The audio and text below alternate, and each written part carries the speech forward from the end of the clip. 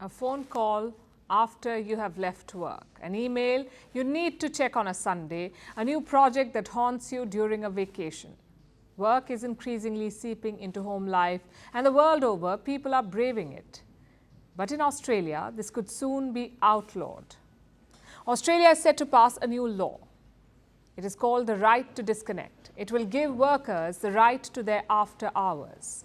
They will be able to ignore calls and emails from their bosses outside of work hours without any penalty. And if the employers breach this rule, they will have to pay hefty fines.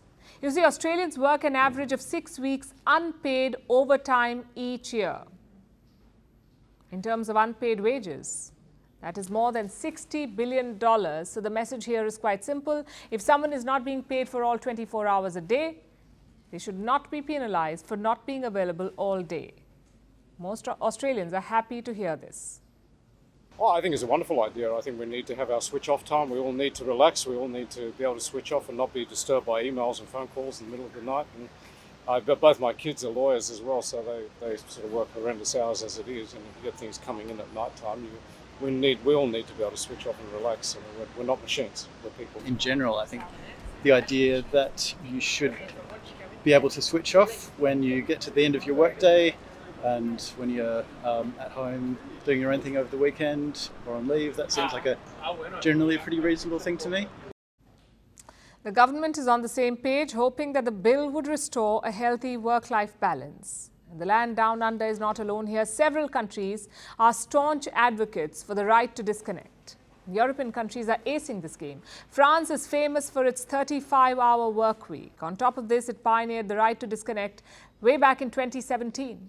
Italy, Belgium, Spain and Ireland followed suit. Portugal became a recent addition in 2021. All these countries have laws protecting employees after their work, employee after hours.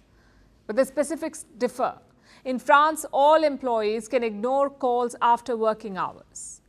In Belgium, the right is afforded to government workers. In Portugal, the rule applies to companies with over 10 employees.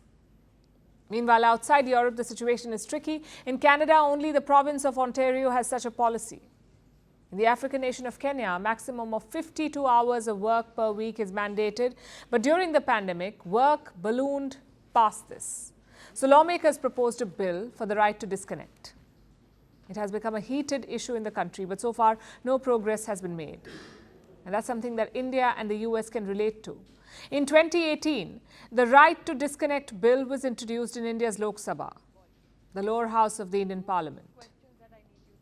This bill proposed that no disciplinary action can be taken if an employee does not respond after working hours. The bill was not passed. During the same year, New York City proposed a similar bill. It did not pass either. Since then, the debate has not found widespread traction in either country, and it's not hard to understand why. With the advent of smartphones, work culture has switched to an always-on mode. There is perpetual fear of missing an urgent work text or an important update. To many, it feels like a compulsion. Experts call it the availability creep, where workers feel the need to be available all the time to keep up with their workloads. And like most things, the pandemic made this worse. Boundaries between work and leisure were not strong to begin with. Pandemic-induced remote work further eroded them. According to the world average, workers are putting in longer extra hours. And this is the worst among those aged between 18 and 34. They put in over 8 extra hours of free work per week. This includes staying in late or answering emails from home outside work hours. Yet for many workers, detachment from work is the toxic trait. It can mean that you're lazy or disinterested. It may hinder professional growth, and this is the result. A third of workers say they find it difficult to unplug from work the world over. Research shows that it makes employees unhappier, less motivated, and even sick. According to the World Health Organization, working more than 55 hours a week even raises the risk of death, which is alarming. And the right to disconnect makes us think about all of this. It doesn't just revolutionize our schedules, it changes how we look at work. And if there is a promised land of work-life balance, this could be another stone on the road that leads to it. So one day we might see our time as ours.